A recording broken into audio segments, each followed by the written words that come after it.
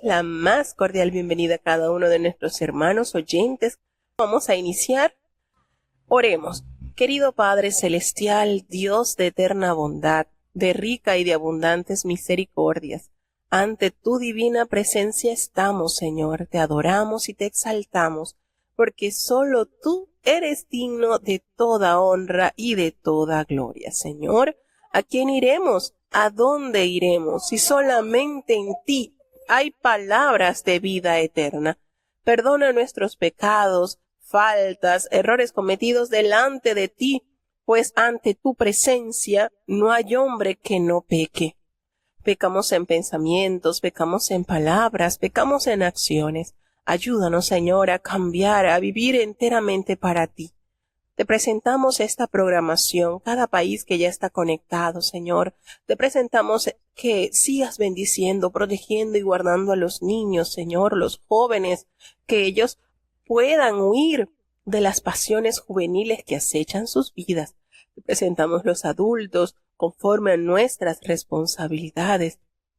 Oh Señor, también estamos orando a favor de los matrimonios para que tú hagas algo especial, pues muchos han sido heridos por el pecado, han sido destruidos, pero tú tienes todo poder en el cielo y en la tierra, Señor. Ten piedad de los que han sido parte de tu redil y hoy en día están fuera. Señor, si le has extendido la vida es porque hay esperanza de salvación para cada uno de ellos. Ten piedad, te los presentamos, así como los que están solicitando esa salud que solamente puede venir del cielo. Están en tus manos, Señor. Muchos oramos. Tú conoces la lista por los cuales estamos orando, Señor. En tus manos están. Ten piedad, Señor. Consuelo al alma del afligido que ha perdido un ser querido, Señor. Ten piedad, Señor. Ayuda a los ancianitos, protégeles, fortaléceles. No les abandones, Señor. Todo te lo he pedido, te lo he suplicado. En el dulce nombre de tu amado Hijo Cristo Jesús. Amén. Bueno, vamos a emprender nuestro viaje a través de las páginas bíblicas y vamos ya a comenzar con la lectura del primer capítulo para luego dar una breve introducción de este importante libro. Escuchemos el capítulo 1 del libro del profeta Ezequiel. Ezequiel capítulo 1. Y fue que a los 30 años, en el mes cuarto, a 5 del mes, estando yo en medio de los transportados junto al río de Chebar, los cielos se abrieron, y vi visiones de Dios. A los 5 del mes, que fue en el 5º año de la transmigración del rey Joaquín, fue palabra de Jehová a Ezequiel sacerdote, hijo de Buzi, en la tierra de los caldeos, junto al río de Chebar. Fue allí sobre él la mano de Jehová. Y miré, y he aquí un viento tempestuoso venía del Aquilón, una gran nube, con un fuego envolvente, y en derredor suyo un resplandor, y en medio del fuego una cosa que parecía como ámbar, y en medio de ella figura de 4 animales, y este era su parecer, había en ellos semejanza de hombre, y cada uno tenía 4 rostros y 4 alas, y los pies de ellos eran derechos, y la planta de sus pies como la planta de pie de becerro, y centelleaban a manera de bronce muy bruñido. Y debajo de sus alas, a sus 4 lados, tenían manos de hombre, y sus rostros y sus alas por los 4 lados. Con las alas se juntaban el uno al otro, no se volvían cuando andaban. Cada uno caminaba en derecho de su rostro, y la figura de sus rostros era rostro de hombre y rostro de león a la parte derecha de los 4, y a la izquierda rostro de buey en los 4. Asimismo había en los 4 rostro de águila. Tales eran sus rostros, y tenían sus alas extendidas por encima, cada uno 2, las cuales se juntaban, y las otras 2 cubrían sus cuerpos. Y cada uno caminaba en derecho de su rostro, hacia donde el espíritu era que anduviesen, andaban. Cuando andaban, no se volvían. Cuanto a la semejanza de los animales, su parecer era como de carbones de fuego encendidos, como parecer de hachones encendidos, discurría entre los animales, y el fuego resplandecía, y del fuego salían relámpagos. Y los animales corrían y tornaban a semejanza de relámpagos. Y estando yo mirando los animales, he aquí una rueda en la tierra junto a los animales, a sus 4 caras. Y el parecer de las ruedas y su obra semejábase al color del topacio, y las 4 tenían una misma semejanza, su apariencia y su obra como rueda en medio de rueda. Cuando andaban, se movían sobre sus 4 costados, no se volvían cuando andaban. Y sus cercos eran altos y espantosos, y llenos de ojos alrededor en las 4. Y cuando los animales andaban, las ruedas andaban junto a ellos, y cuando los animales se levantaban de la tierra, las ruedas se levantaban. Hacia donde el espíritu era que anduviesen, andaban. Hacia donde era el espíritu que anduviesen, las ruedas también se levantaban tras ellos, porque el espíritu de los animales estaba en las ruedas. Cuando ellos andaban, andaban ellas, y cuando ellos se paraban ellas. Asimismo, cuando se levantaban de la tierra, las ruedas se levantaban tras ellos, porque el espíritu de los animales estaba en las ruedas, y sobre las cabezas de cada animal aparecía expansión a manera de cristal maravilloso, extendido encima sobre sus cabezas. Y debajo de la expansión estaban las alas de ellos derechas la una a la otra, a cada uno 2, y otras 2 con que se cubrían sus cuerpos. Y oí el sonido de sus alas cuando andaban, como sonido de muchas aguas, como la voz del Omnipotente, como ruido de muchedumbre, como la voz de un ejército. Cuando se paraban, aflojaban sus alas. Y cuando se paraban y aflojaban sus alas, oíase voz de arriba de la expansión que había sobre sus cabezas. Y sobre la expansión que había sobre sus cabezas, veíase la figura de un trono, y que parecía de piedra de zafiro. Y sobre la figura del trono había una semejanza que parecía de hombre sentado sobre él. Y vi apariencia como de ámbar, como apariencia de fuego dentro de ella en contorno, por el aspecto de sus lomos para arriba, y desde sus lomos para abajo vi que parecía como fuego, y que tenía resplandor alrededor. Cuando parece el arco del cielo que está en las nubes el día que llueve, así era el parecer del resplandor alrededor. Esta fue la visión de la semejanza de la gloria de Jehová, y luego que yo la hube visto, caí sobre mi rostro y oí voz de uno que hablaba. Bueno, iniciamos con este hermoso libro, el 4º libro de los profetas mayores. Tenemos que el autor de este libro, por supuesto, sin duda alguna, es el profeta y sacerdote Ezequiel, y la fecha en que fue escrito es en el año 593 antes de Cristo, y el tema principal que en él se aborda es la destrucción, también la restauración de Jerusalén. El autor, cuyo nombre significa Dios fortalece, eso significa Ezequiel, precioso significado, ¿verdad? E identificado como el sacerdote Ezequiel, hijo de Buzi. Entonces, tenemos que confirmar que Ezequiel es descendiente de los aaronitas, es aronita, descendiente de la familia sacerdotal, para poder ejercer esta profesión. Aunque esta identificación ha sido puesta en duda, no parece haber razones para dudar en ella. Probablemente Ezequiel formaba parte del sacerdocio sadoquita, el cual alcanzó prominencia en las reformas del rey Josías. Preparado en el sacerdocio durante el reinado de Joacim, fue deportado a Babilonia en el año 597 a.C. y asentado en Tel Aviv, junto al río Quebar, cerca de Nippur, y su ministerio coincidió brevemente con el del profeta Jeremías, con la diferencia que Jeremías era un poco mayor que el profeta Ezequiel. Entonces, coincidieron, pero Ezequiel, su ministerio estuvo más en el exilio, mientras que Jeremías fue antes del exilio. El llamado de Ezequiel tuvo lugar en el año 593, en el año quinto del reinado de Joaquín, la última fecha que se menciona en uno de los oráculos, pues corresponde al año 577 a.C., lo cual nos permite suponer que su ministerio se extendió durante 20 años. La muerte de su mujer ocurrió el día que comenzó el sitio de Jerusalén en el año 587 a.C. Por supuesto, él fue exiliado cuando el segundo sitio de esta ciudad y escribió a los que habían permanecido allí sobre su inminente y total destrucción. Partes del texto fueron aparentemente escritas tras la caída de Jerusalén.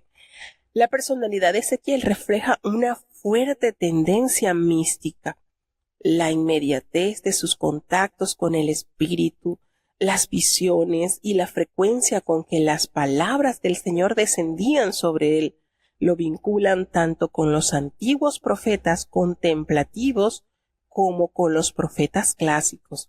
Sus experiencias espirituales también constituyen una anticipación de la actividad del Espíritu Santo en el Nuevo Testamento. Puede ostentar con todo derecho el título de carismático. El mensaje de Ezequiel fue dirigido al desmoralizado remanente de Judá exiliado en Babilonia. La responsabilidad moral del individuo puede considerarse su tema principal. La responsabilidad colectiva no cubre ya el pecado individual. Cada persona debe reconocer su cuota de responsabilidad en la calamidad nacional. Cada individuo es responsable de su propio pecado. Es el peso acumulado de los pecados de la gente lo que ha contribuido a romper el pacto de Dios con Israel, y cada uno lleva sobre sí una parte de la culpa por el juicio que condujo al exilio babilónico. En el libro se distinguen fácilmente tres secciones. ¿Cuáles son? Bueno, la primera, el juicio de Judá, que abarcan desde el capítulo 4 al capítulo 24, y el juicio de las naciones paganas, que está abordado en los capítulos del 25 al 32, y las futuras bendiciones que recibirá el pueblo de Dios, que abarca del capítulo 33 hasta el último capítulo, que es el capítulo 48. Pues este libro contiene solo 48 capítulos. Hay dos cuestiones teológicas que interactúan en el pensamiento del profeta. En su doctrina sobre los seres humanos, Ezequiel destaca la responsabilidad individual, como lo vamos a poder leer en el capítulo 18 de este libro. El alma que pecare, esa morirá. Y eso es un tema sumamente importante que está actualizado. Por otro lado, él hace énfasis también sobre la gracia divina en el renacimiento de la nación. El arrepentimiento del remanente fiel entre los exiliados dará lugar a este renacimiento de Israel, que resurgirá de los huesos secos de sus muertos, así como se haya plasmado en el capítulo 37 de este libro. El Espíritu Divino, por supuesto, será quien los conduzca a una nueva vida. Entonces, con esta énfasis, la generación se despertará, se conducirá por el Espíritu Santo.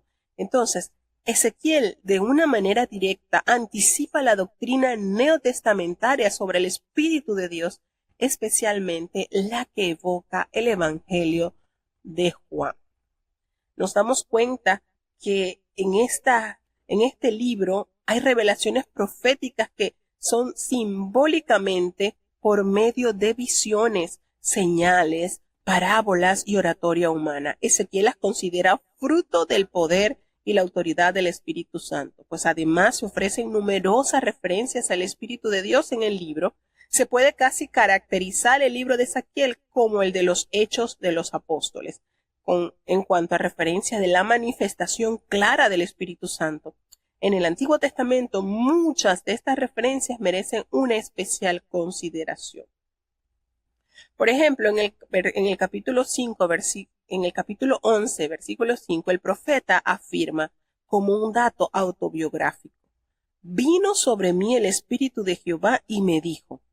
El oráculo que sigue comunica entonces la palabra de Dios en palabra de Ezequiel, inspirada por el Espíritu Santo. Y en ese mismo capítulo, en el versículo 24, presenta al Espíritu como protagonista activo en una visión. Luego me levantó el Espíritu y me volvió a llevar en visión del Espíritu de Dios a la tierra de los caldeos, a los cautivos.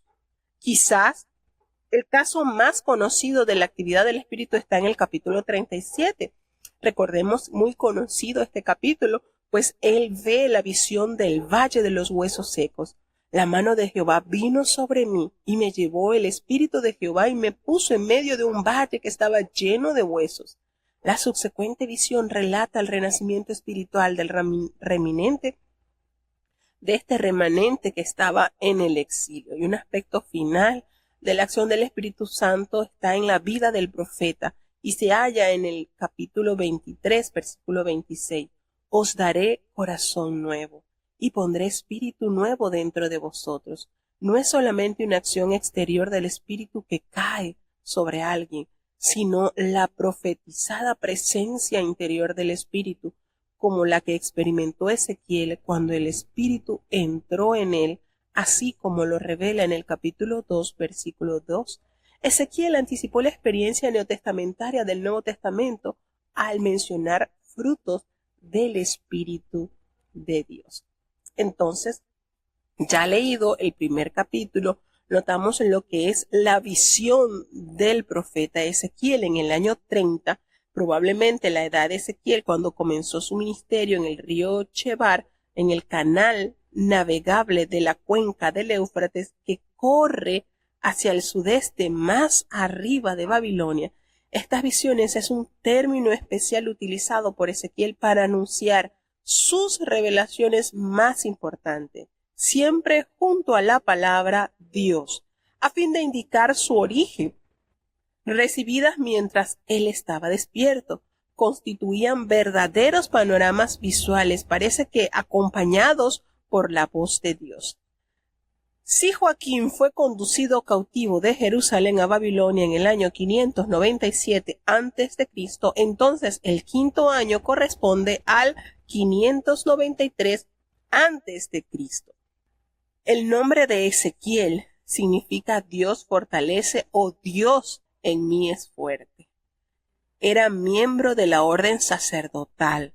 Recordemos que así, la palabra caldeos que se menciona en estos capítulos en la tierra, cuando hace referencia en la tierra de los caldeos, hace referencia en la tierra de Babilonia.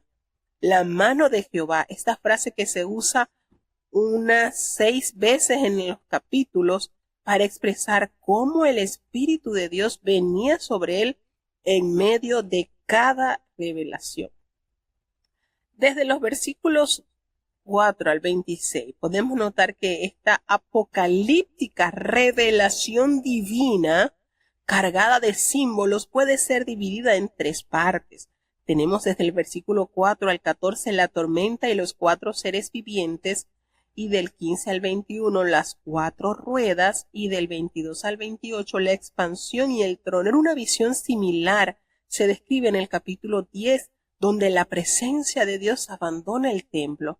Aunque la visión es muy intrincada y difícil de interpretar, por supuesto, en algunos aspectos, su intención es revelar que el Dios soberano está a punto de intervenir en la historia para juzgar a Judá. El Señor ha escogido a Ezequiel, quien con gran temor se postra sobre el rostro respetuoso para advertir al pueblo. Cuando en el versículo 4 nos hace referencia de un viento tempestuoso, simboliza la venida de Dios mismo. Así, ¿verdad? Como también se manifestó de una manera clara en el libro de los Hechos, cuando el Señor, como un viento recio, también se manifestó a aquellos 120 que estaban reunidos. y eso venía del norte. Dios escogió el camino seguido por los exiliados y así pues se identificaba con sus ruegos o venía del lugar donde los babilonios creían que vivían sus dioses, lo cual significaba que los habían vencido. Nos hace mención en el versículo 5 sobre 4 seres vivientes y el número 4 que se usa 12 veces en este capítulo y en 40 ocasiones a lo largo del libro, simboliza la totalidad. 4 vientos, 4 direcciones, 4 esquinas, y estas criaturas se describen con más detalle en el versículo 10 y en el capítulo 10, que se les llama querubines. Y hablando en referencia a esto, estábamos leyendo y la descripción que se da, ¿verdad? 4 cabezas, 4 alas, llenos de ojos, y me decían los niños, entonces los querubines no son como nos describen, que son rubios, de ojos azules, bonitos, y bueno, tienen razón. Aquí se nos describen estas criaturas, y en el capítulo 10 con mayor determinación, descripción de que son querubines. Nada que ver con lo que nos han vendido en el marketing de ser rubios, de ojos azules, muy lindos. Nos dice también pues que nos hace mención pues de varias caras que representan el gobierno divino sobre toda la creación. Y por supuesto, este libro tiene tanta conexión con el libro del profeta Isaías, con Apocalipsis, con el libro de Daniel. Tiene muchísima conexión con estos profetas. Es impresionante cómo hay sucesos, como se menciona, hay sucesos apocalípticos de gran relevancia. Es de resaltar la riqueza espiritual de los últimos tiempos que se revela en estos libros. Y esto no es para que tengamos temor, hermanos, porque muchas veces tememos estar leyendo estos libros porque quizás pensamos que son muy confusos o tenebrosos. No, si el Señor los ha dejado, es para que su pueblo se instruya en ellos. Muchas cosas que no entendemos, el Señor en su determinado momento lo revelará cuando haya en nosotros esa insistencia de querer conocer y saber su voluntad, de querer conocer qué significan estas visiones y estos símbolos. Entonces en nosotros debe de haber ese sentir de inquirir, de buscar, de analizar y de pedir sobre todo la dirección del Espíritu Santo para que nos revele y nos guíe a toda verdad. Entonces, acá cómo se describen estos seres, se describen a las criaturas como poseedoras de 4 alas cada uno. Fíjense, 4 rostros, 4 alas, y como señal de respeto ante la presencia de Dios, ellos se cubren sus cuerpos con 2 de ella. Al estar ante la presencia de Dios, estos querubines se cubren su cuerpo en señal de reverencia. Y fíjense, estamos hablando de seres celestiales que en señal de reverencia cubren sus cuerpos. Imagínense qué quedará para nosotros que somos seres mortales. ¿Será que es necesario que en nosotros también haya esa reverencia de cubrir nuestro cuerpo? Pensamos que sí, hermanos. Pensamos que sí. Porque si estos seres que están ante la presencia de Dios siempre tienen esa reverencia constante, cuanto más sus hijos, que nosotros somos poco menor que los ángeles, nos dice el Salmo 8. Entonces hay cosas que nosotros debemos practicar diariamente: el respeto, la reverencia, el temor santo hacia nuestro Señor. Aunque hayan fuertes corrientes que quieran debatir nuestras bases en la fe de que, bueno, el Señor no mira tu apariencia, mira tu cuerpo. Muchas corrientes del mal que están tratando de desenfocar la visión del pueblo de Dios. Dios nos permita ser muy diligentes y muy consecuosos de su presencia. Mucho cuidado, hermanos. Si estos ángeles y estos querubines tienen este sentir de estar ante la presencia de Dios y cubrirse su cuerpo con sus alas, cuanto más nosotros debemos estar cubiertos ante la presencia de Dios con temor y temblor. Entonces, la dificultad que tiene Ezequiel en comunicar su visión es evidente cuando nos dice que además de aparecer las criaturas a semejanza de hombre, su aspecto era como de carbones de fuego encendido. Junto a cada criatura había una rueda, cuya apariencia era como rueda en medio de rueda. Las ruedas tenían aros enormes que quizás se elevaban de la tierra al cielo, los cuales estaban llenos de ojos, simbolizando la omnisciencia de Dios. Y el espíritu de los seres vivientes estaba precisamente en las ruedas, y la visión en su conjunto parece simbolizar la omnipresencia de Dios, quien puede moverse en cualquier dirección. Y sobre las criaturas aparecía una expansión, y la misma palabra empleada para designar la expansión creada por Dios en el segundo día de la creación, la cual llamó cielo, como lo revela Génesis capítulo 1 del versículo 6 al 8. Allí separaba las aguas que estaban debajo de los que estaban encima. Aquí a las criaturas las separaba del trono. Y cuando hace referencia al trono sobre la expansión, estaba ocupado por alguien semejante a un hombre que parecía como fuego.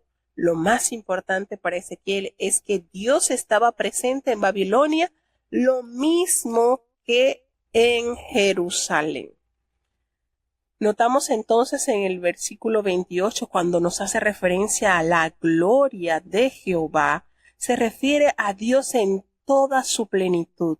Especialmente se comunica con los seres humanos, como los dice en el libro de Éxodo 13:17 y 34:9. Y este es un tema favorito de Ezequiel, que se usa unas 16 veces en el libro, y Ezequiel ve como si esta gloria abandonara el templo y retornara más tarde a otro templo. Cuando hace referencia me postré sobre mi rostro, algo que Ezequiel normalmente hacía cuando estaba en la presencia del Señor. Y fíjense qué lindo, aquí también nos remonta al libro de Génesis, cuando aparece la descripción de ese arco en el cielo que aparece precisamente en los días en que llueve. Y así, de esa manera, él compara el resplandor alrededor. Y fue una visión majestuosa la cual el Señor le mostró a este profeta. Y por supuesto, esto tiene tanta conexión con el libro del profeta Daniel y con el libro de Apocalipsis. Entonces, son libros, hermanos, que nos alientan a confiar que Dios desde todas las edades ha revelado al hombre su plan perfecto de redención y manifestación en los últimos tiempos. Seguimos avanzando entonces hacia el capítulo 2 del libro del profeta Ezequiel. Ezequiel capítulo 2. Y díjome: Hijo del hombre, está sobre tus pies y hablaré contigo. Y entró espíritu en mí luego que me habló, y afirmóme sobre mis pies, y oía al que me hablaba. Y díjome: Hijo del hombre, yo te envío a los hijos de Israel, a gentes rebeldes que se rebelaron contra mí, ellos y sus padres que se han rebelado contra mí hasta este mismo día. Yo pues te envío a hijos de duro rostro y de empedernido corazón, y les dirás: Así ha dicho el Señor Jehová. ¿Acaso ellos escuchen? Y si no escucharen, porque son una rebelde familia, siempre conocerán que hubo profeta entre ellos. Y tú, hijo del hombre, no temas de ellos, ni tengas miedo de sus palabras, aunque te hallas entre zarzas y espinas, y tú moras con escorpiones. No tengas miedo de sus palabras, ni temas delante de ellos, porque son casa rebelde. Les hablarás pues mis palabras, escuchen o dejen de escuchar, porque son muy rebeldes. Mas tú, hijo del hombre, oye lo que yo te hablo. No seas tú rebelde como la casa rebelde. Abre tu boca y come lo que yo te doy. Y miré, y aquí una mano me fue enviada, y en ella había un rollo de libro, y extendiólo delante de mí y estaba escrito delante de y detrás, y había escritas en él endechas y lamentación y ayes. Y bueno, notamos aquí que el Señor le manifiesta esta extraordinaria visión a Ezequiel y escucha la voz del Señor cuando le dice: Hijo del hombre, ponte sobre tus pies y hablaré contigo. Fíjense que la actitud del profeta ante esta majestuosa visión es humillarse en adoración y rendición al Creador. Y el Señor le insta entonces que se colocara sobre sus pies. Y este término, hijo del hombre, es un término usado alrededor de unas 90 veces cuando Ezequiel se refería a sí mismo. Fíjense que este libro tiene 48 capítulos y alrededor de 90 veces Ezequiel usa esta frase para hacer referencia a él mismo. Y también a Jesucristo se le habla en este término. Hace énfasis en su humanidad, en contraste con la trascendencia del Dios con quien habla. Entonces, el Espíritu Santo aquí en acción entrando, cuando dice: entró el Espíritu en mí. Y esto, pues, el Espíritu de Dios entró en Ezequiel y lo preparó para su tarea. Es una ardua tarea que Dios le entrega a este sacerdote. Nada fácil cuando el Señor le describe hacia quienes Él les enviaba, hacia gentes rebeldes, como muchos de los profetas que le antecedieron, como fue el caso de Jeremías. Ezequiel enfrentaba una difícil tarea porque la gente se había rebelado contra Dios. Y el Señor inmediatamente lo prepara y le detalla el terreno a donde lo va a enviar. Es impresionante, hermanos, y qué triste esa etiqueta que tenía el pueblo del Señor. Te voy a enviar a gente rebelde. Y estás entre escorpiones, simbolizando el veneno que había en su pueblo y la capacidad de herir a aquellos que los inquietaran. Fíjense cómo el Señor no pinta nada bonito el panorama. Jehová el Señor, ese título que se utiliza en 217 ocasiones por Ezequiel y solo 103 veces en el resto del Antiguo Testamento. Nótese cuántas veces Ezequiel detalla la grandeza de Dios al nombrar Jehová el Señor. Se menciona 217 veces y en el resto del Antiguo Testamento 103 veces. Señor es traducido por la palabra hebrea Adonai y es un término que destaca el señorío, la majestad de una persona. Jehová se traduce como Yahvé en hebreo y el nombre de la persona, de la divinidad, quien se dio a conocer en el pacto con su pueblo.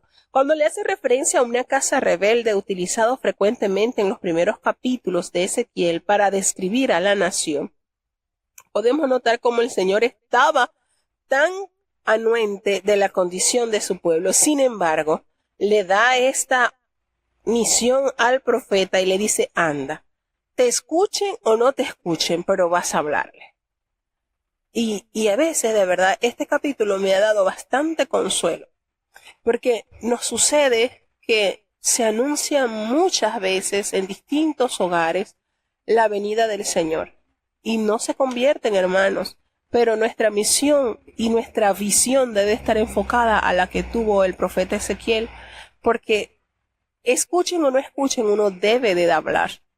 ¿Por qué? Porque habrá el testimonio que allí hubo palabra de Jehová.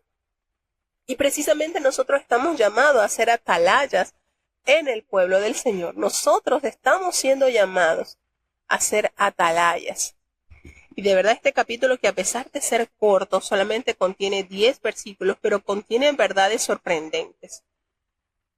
Esta casa rebelde, utilizado frecuentemente, ¿verdad?, para describir la condición en que estaba el pueblo de Dios. Los más antiguos rollos estaban escritos por una sola cara y escritos por delante y por detrás, indica lo extenso del mensaje y la familia de espacio para que el profeta incorporase sus propias observaciones. La mayor parte de este mensaje consistía de endechas y lamentaciones y ayes, los temas favoritos de Ezequiel antes de la destrucción de Jerusalén. Y nótese algo en este capítulo que, como hemos dicho, es breve. Tenemos que en el capítulo 10, él le dijo, yo te voy a enviar a hijos de duro rostro y de un corazón empedernido, y tú le vas a decir así, así ha dicho Jehová. Y si ellos te escuchan, o si no te escucharen, porque recuerda, y se los vuelve a decir, son una rebelde familia, siempre se conocerá que allí hubo profeta entre ellos. Por eso el Señor le dice en varias oportunidades por medio de los profetas, que Él envió a sus profetas desde madrugadas, es decir, desde temprano. Él siempre les asistió enviándoles profetas. Y le dice, y mira, no vayas a tener miedo de ellos, no te preocupes, porque tú vas a estar precisamente entre zarzas y espinas. Esto quiere decir que donde estás vas a recibir heridas con punzadas. Y tú moras con escorpiones. ¡Wow! ¡Qué manera! Y le vas a hablar, te dejen de escuchar o te escuchen. Recuerda que son muy, muy rebeldes. Abre tu boca. El Señor le dio la orden y come lo que yo te doy. Y resulta que miró la mano y le fue enviado allí un rollo de libro. Y el Señor lo extendió delante de él y este libro estaba escrito delante y detrás.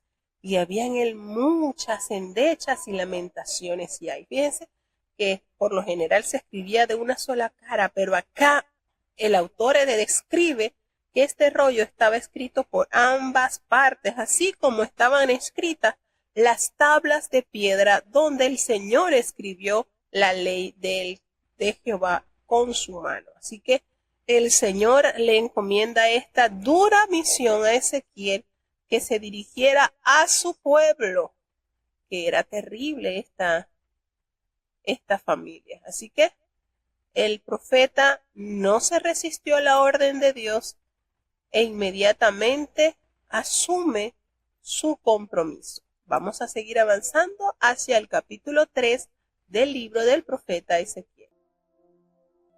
Ezequiel capítulo 3. Y díjome, hijo del hombre, come lo que hallares, come este rollo, y ve y habla a la casa de Israel. Y abrí mi boca, e hízome comer aquel rollo. Y díjome, hijo del hombre, haz a tu vientre que coma, e hinche tus entrañas de este rollo que yo te doy. Y comílo, y fue en mi boca dulce como miel. Díjome luego, hijo del hombre, ve y entra a la casa de Israel, y habla a ellos con mis palabras, porque no eres enviado a pueblo de habla profunda ni de lengua difícil, sino a la casa de Israel. No a muchos pueblos de profunda habla ni de lengua difícil, cuyas palabras no entiendas, y si a ellos te enviara, ellos te oirán. Mas la casa de Israel no te querrán oír, porque no me quieren oír a mí, porque toda la casa de Israel son tiesos de frente y duros de corazón. He aquí he hecho yo tu rostro fuerte contra los rostros de ellos, y tu frente fuerte contra su frente. Como diamante, más fuerte que pedernal he hecho tu frente. No los temas, ni tengas miedo delante de ellos, porque es casa rebelde. Y díjome, hijo del hombre, toma en tu corazón todas mis palabras que yo te hablaré, y oye con tus oídos. Y ve, y entra a los transportados, a los hijos de tu pueblo, y les hablarás y les dirás, así ha dicho el Señor Jehová, escuchen o dejen de escuchar. Y levantóme el espíritu, y oí detrás de mí una voz de grande estruendo, que decía, Bendita sea la gloria de Jehová desde su lugar. Oí también el sonido de las alas de los animales que se juntaban la una con la otra, y el sonido de las ruedas delante de ellos, y sonido de gran estruendo. Levantóme pues el espíritu, y me tomó, y fui en amargura, en la indignación de mi espíritu, mas la mano de Jehová era fuerte sobre mí.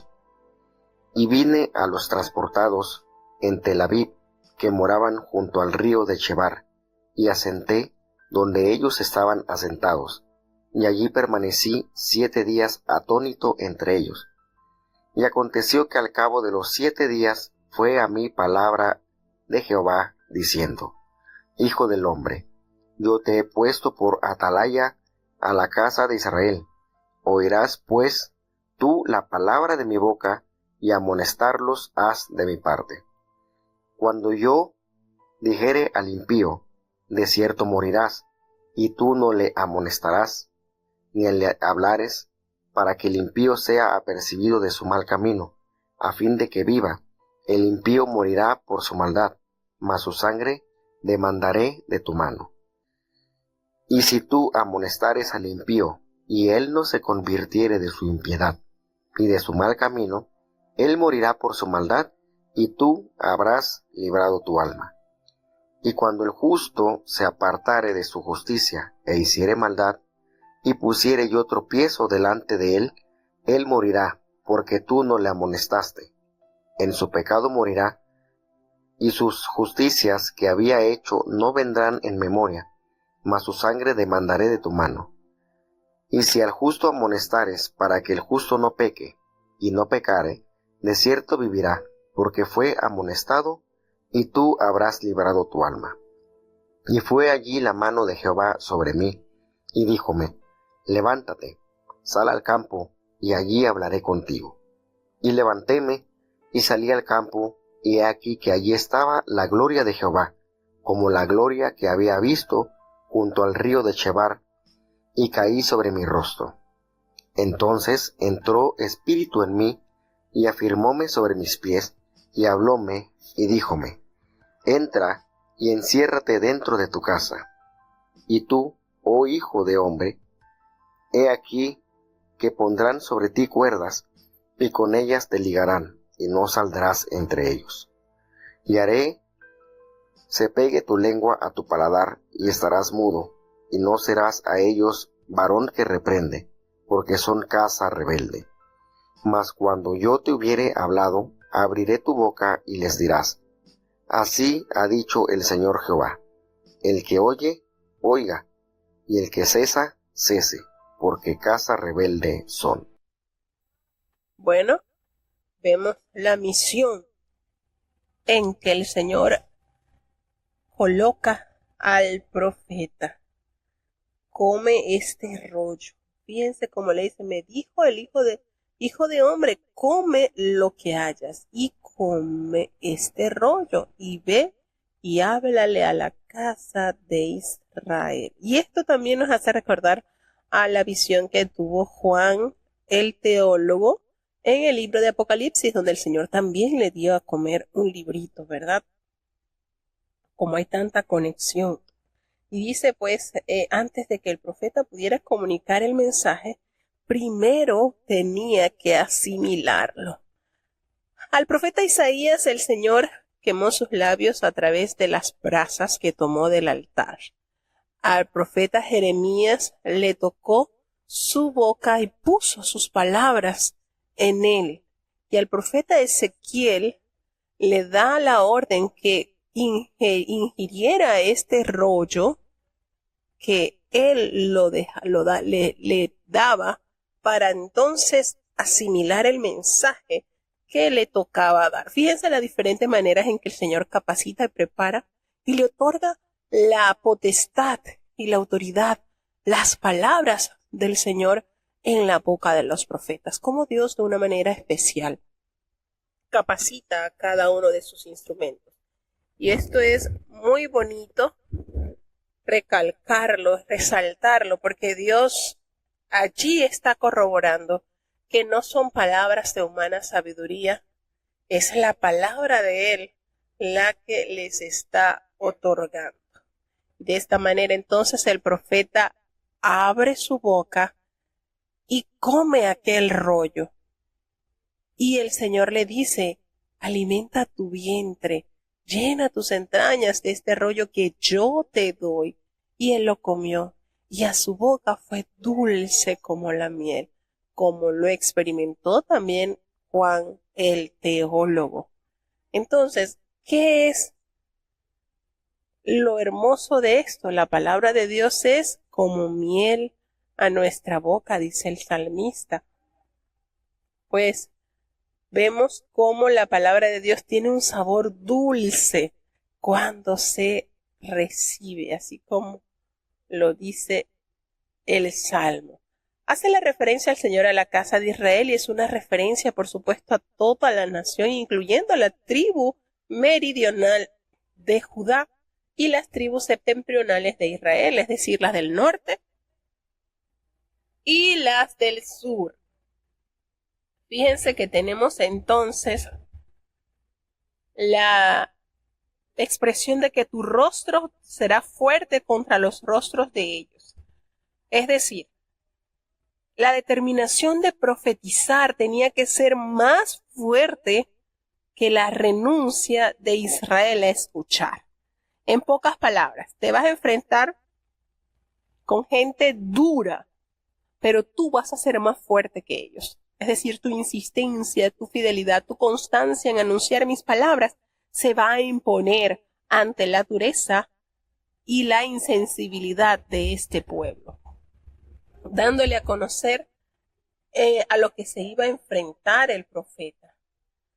Es decir, ellos con sus oídos no iban a escuchar, porque el Señor les revela ese marcado contraste con la gente que se les había revelado y habían decidido no escuchar. Qué cosas, ¿verdad? No estamos lejos de la realidad. Hoy en día las personas abiertamente dicen, cuando uno se le acerca a entregarles un tratado o algo, pero nuestra misión debe estar acercándonos a la voluntad de Dios.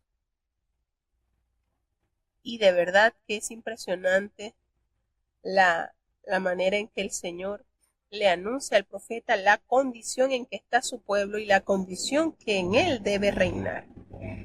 Le da la orden que vaya y entrara a los cautivos y uno dice, oye, pero estas personas estaban en cautiverio, debían tener un corazón más sensible, más dado a oír la voz de Dios, y no fue así, hermanos. Triste y lamentablemente, este pueblo estaba tan lleno de dureza, a pesar que estaban en la condición de exiliados, no había en ellos esa sensibilidad de arrepentimiento. No había en ellos ese corazón dócil de estar atravesando por situación difícil y que lo mejor que podían hacer era dirigir su rostro a Dios. No. Qué triste de verdad que a pesar de que estén pasando por adversidades consecuencia de su maldad, no se notaba en ellos el arrepentimiento que el Señor esperaba. Y le dice, bueno, anda. El llamado pues de Ezequiel era hablarles a los exiliados a fin de prepararlos para la destrucción de Jerusalén y de su templo. Y el Señor hace referencia acá cómo el Espíritu de Dios se manifestó poderosamente en el profeta cuando decía, me levantó el Espíritu. Era una expresión favorita del profeta Ezequiel, la cual indica la activa participación del Espíritu de Dios en los procesos de revelación más íntima con el Señor.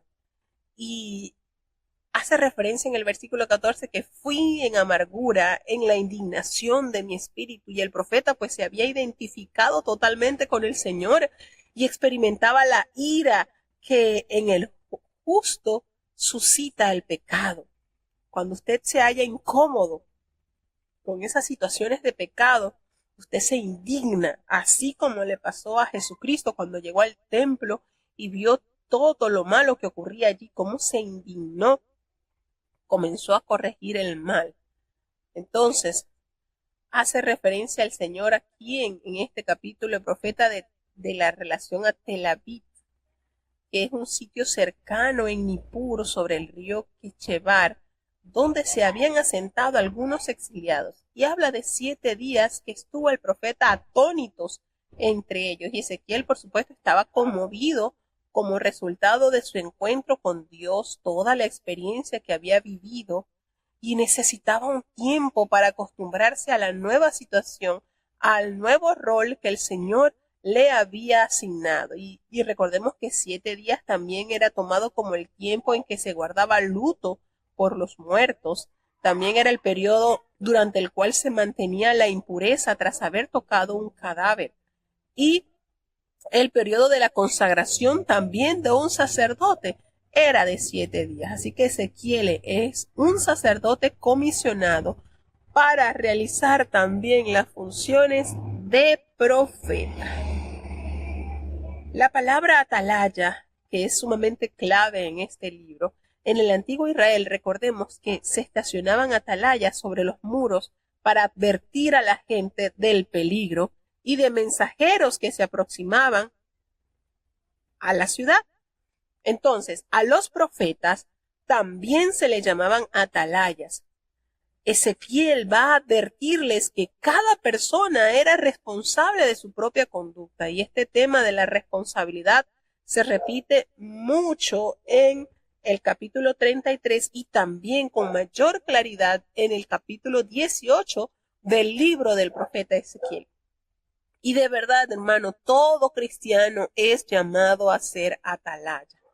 Y de verdad es impresionante, porque el Señor detalla de una manera majestuosa en este capítulo que si usted no le anuncia al pecador su condición y éste muere sin haber tenido la oportunidad de arrepentirse, la sangre de esta persona será demandada por su mano.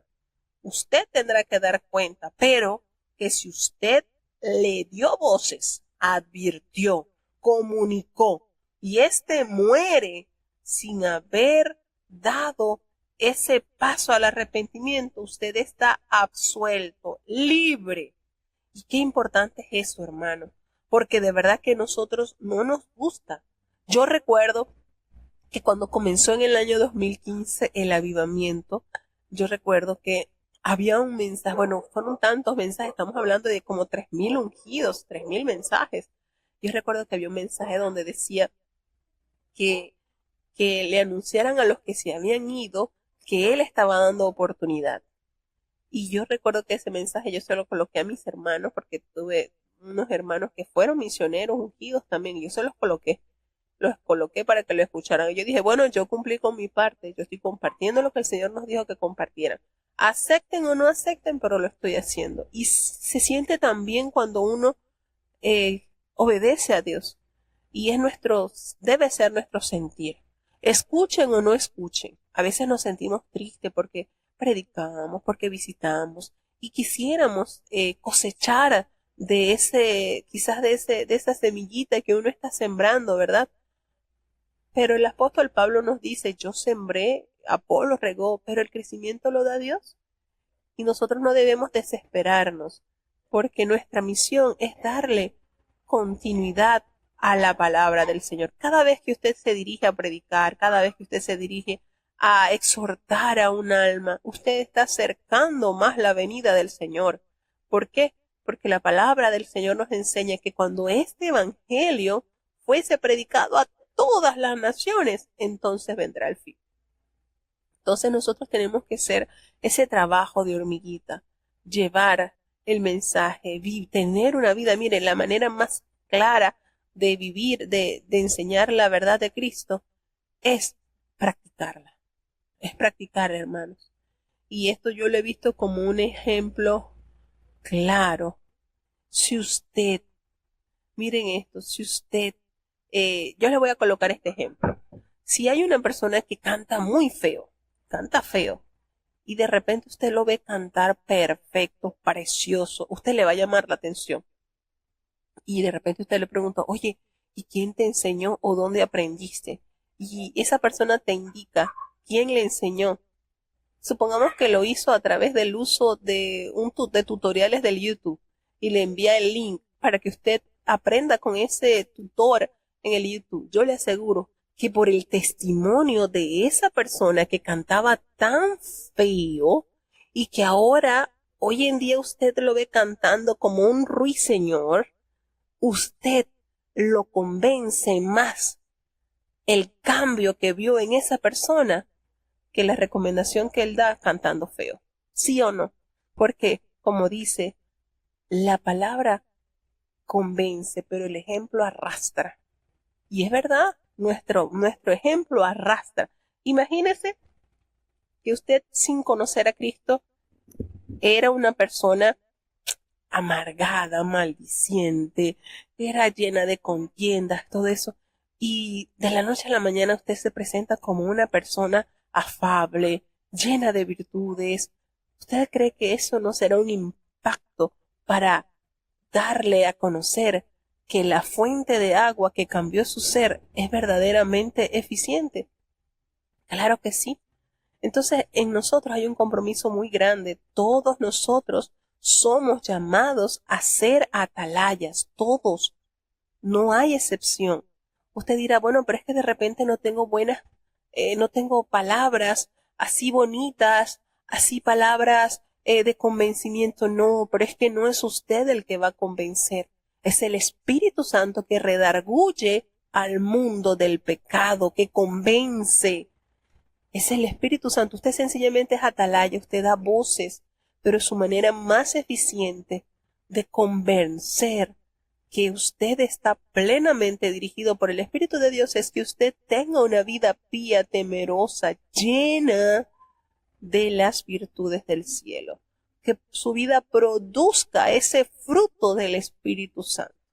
Entonces, hermanos, ¿de qué manera? Viviendo como Dios lo ha establecido. Así que es maravilloso.